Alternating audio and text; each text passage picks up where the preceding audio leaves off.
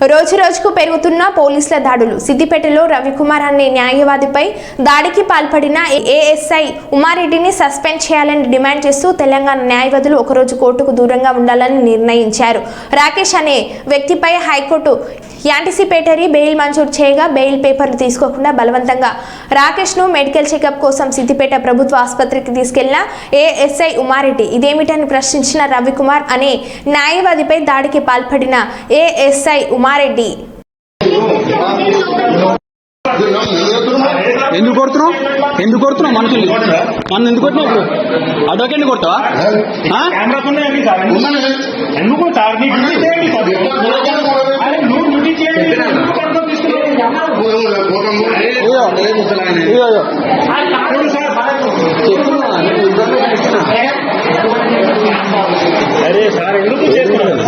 ఎందుకు కొడుతున్నారు? నువ్వు చూడు ఎవరు న్యాయం ఎవరి